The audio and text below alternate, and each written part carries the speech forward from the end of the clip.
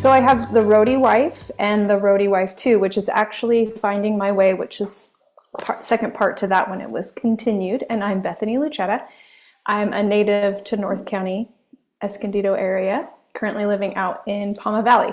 But my husband is a roadie, or was a roadie. He's still in the music industry.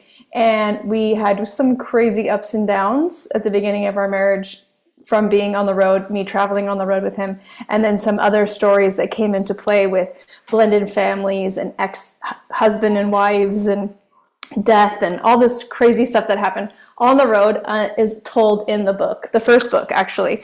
And the first book comes complete with some really fun pictures from tour life on the road, so people can look and like really connect with what was going on. The second book is a little, I would say, darker, deeper. It goes into like more of like who I was and why that journey helped inspire me to really go into like self-exploration, exploration of my family, and how I became to be who I am. So it tells a story of me through that other story that kind of opened up this like Pandora's box. So they're both memoirs, and they're just kind of stories about myself. I think heartbreak, so processing heartbreak was, I would say, like, okay, this is like really heavy. How can I process it? And I really have always loved writing. So I thought I will use writing as a way to process. And then it just became like cathartic, like, oh my gosh, there's like a really cool story here. And people, you need to tell the story. But it was like still so fresh when I started writing about it. I waited 7 years to actually like put it into book form and then publish it, because I thought, oh my gosh, I could be criticized. It's so vulnerable. Have we really come that far enough to like put it out there to feel like, okay, we're, my husband and I, like, we're gonna make it through this. So all those things, like, should I really put it out there? But really inspired me was just writing that story part, and then I began loving writing story. Like the processing of it helped just like heal and bring me like to new places. Look at it from a different point of view, like now past, and then like kind of that 30,000 view looking down on it.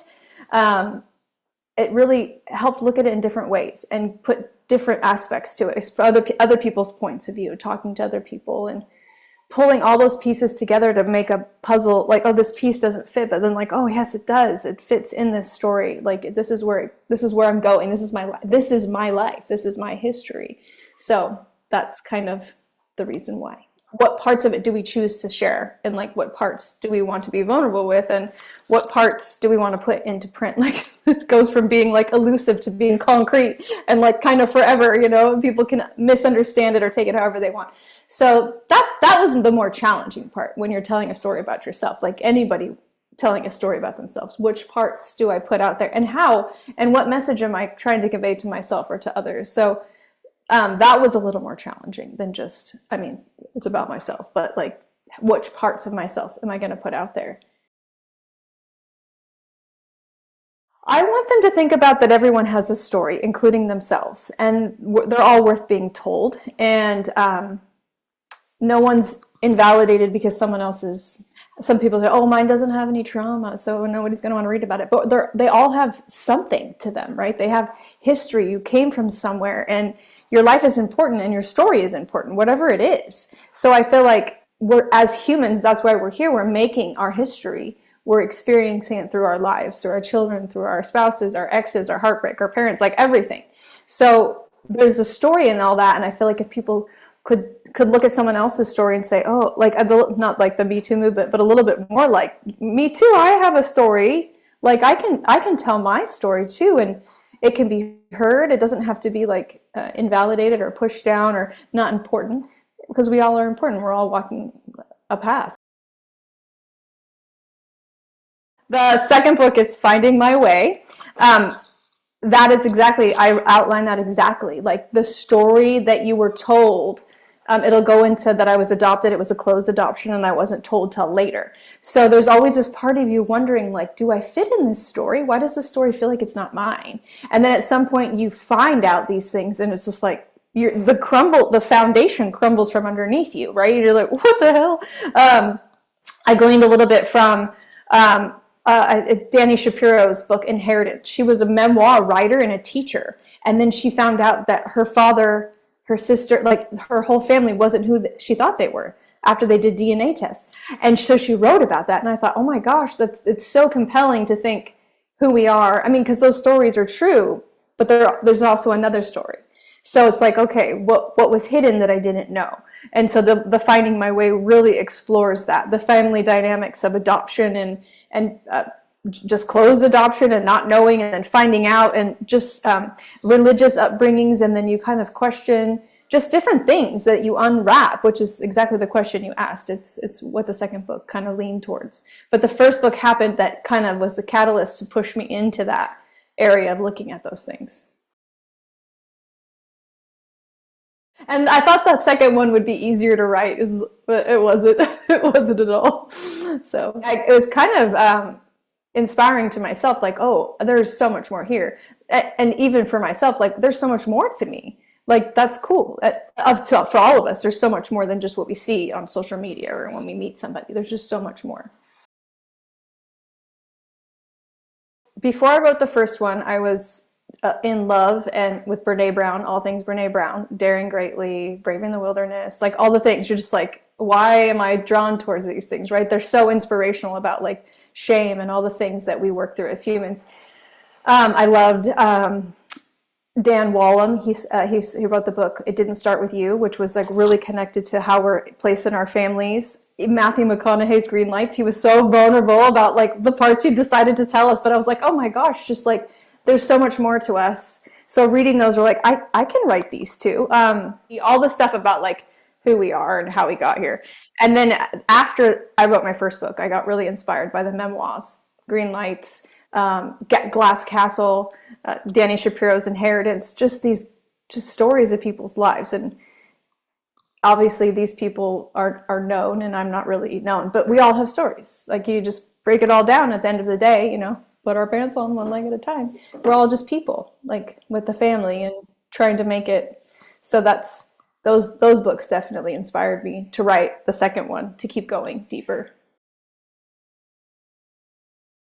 It's often like, I think like probably fantasy writers or maybe novel writers get more inspiration from dreams. But when I feel like you're falling asleep, your mind isn't like so rational. So I get inspiration for the direction of the book. Like, what is this trying to say? And like, which part of my life am I trying to understand and pull apart that might mean something to someone else? And I feel like that's happening like in that one like dream right before you go to sleep, and you're like, oh, and then I jump up, I gotta write that down because it's like, oh, that's good. And so it wasn't really dream state as much as like that half awake, half asleep state. But I think a lot of stuff comes to me. You'll see my notebook, it's like 12 something at night, or whatever. I'll like dribble something down on there and then go back to sleep. But yeah, that happens a lot for sure. I am. It's yes, I am. It's an even more intense story, to be honest, but it's taken me longer to write. So I kind of want to. It is a story about my life, but I kind of want to pull in from some of my like coaching and just kind of maybe beef it up like a hybrid. Like, this is my life, and then these are the things I've learned. Um, just to kind of blend it together so it's not just straight story about me. Because we went through a really hard season in Tennessee, 2002 to 2022, 2023. We were not even there for 2 years, and it was brutal. Beyond anything, if I told you, you'd be like, this is fake. So I want to write that, but then write the lessons I learned from that in that. So I'm not sure exactly how I've written like half of it, and I'm tweaking it just like, okay, where exactly am I going with it? But it's starting to come together. So I think I want to call it do not delete why our cringeworthy stories make us who we are and why we can't delete them. Just because it's like there's so many things we wish. Even the end of my second book, when I was doing it for Audible, I was like, the last 5 chapters I wish I never wrote. My publisher's like, it's part of your story. You can't delete it. And I was like, oh, I really like that. Because it is. Even if it's not who I am anymore, it's still there and it's in print. It's in me. It's who I am. So I can't change it. So I definitely want to include the parts of me that, we all change. And I think that's important. So it's kind of the example that you can change and keep moving forward. Surprising was the hurtful things, like your sisters being mad at you because you wrote it. Um, even though a story might be about yourself, it's obviously about your family too. So it impacted her, even though I don't really mention much about her, except for I might say my sister or something. I don't call her out. She was really angry about it, and she didn't finish reading it either, and she didn't read number 2.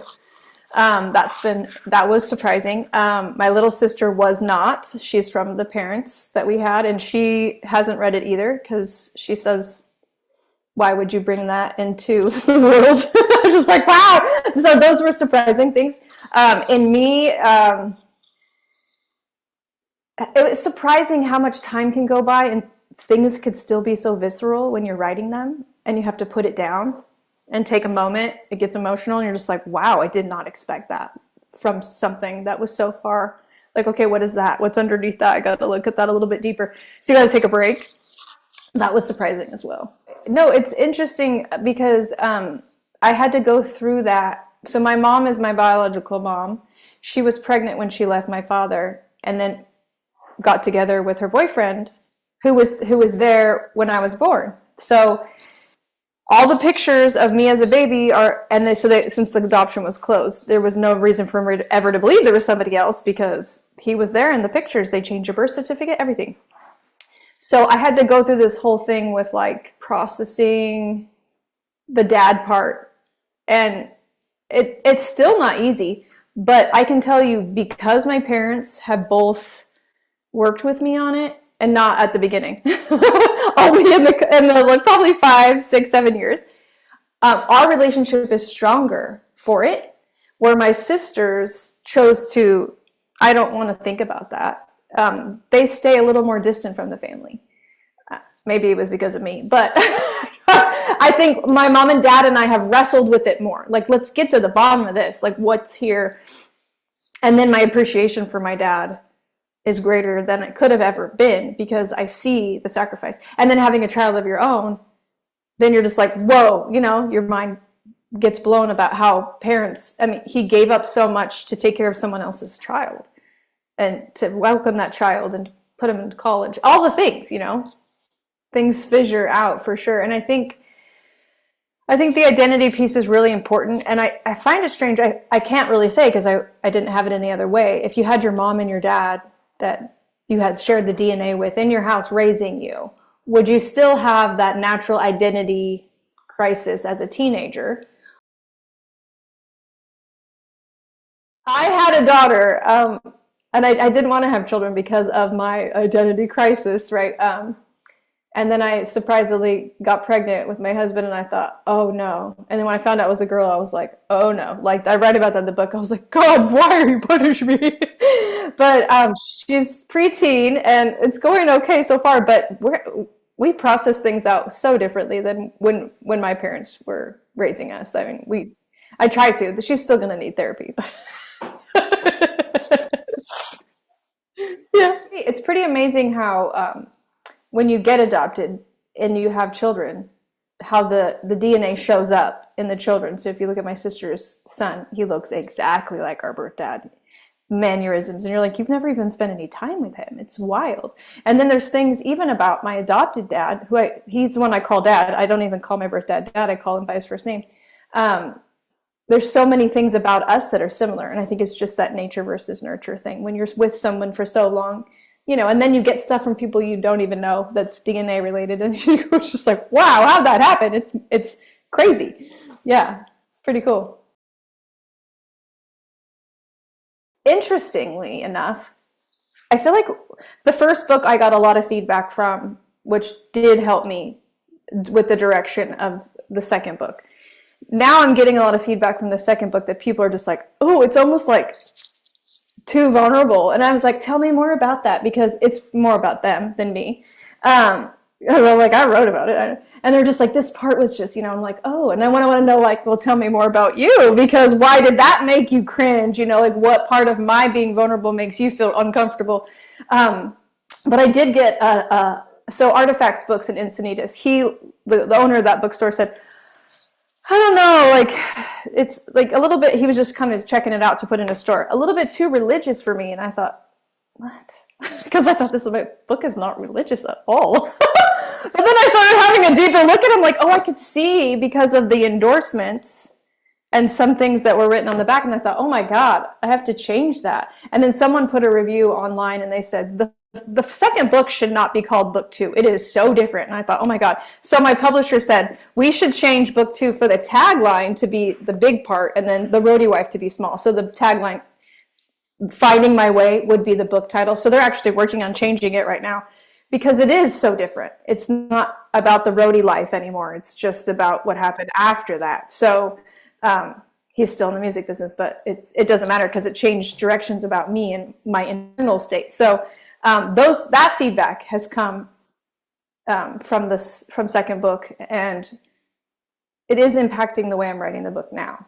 The third book's going to be so different. It's not even going to be connected to these. I mean, except for that it's my life.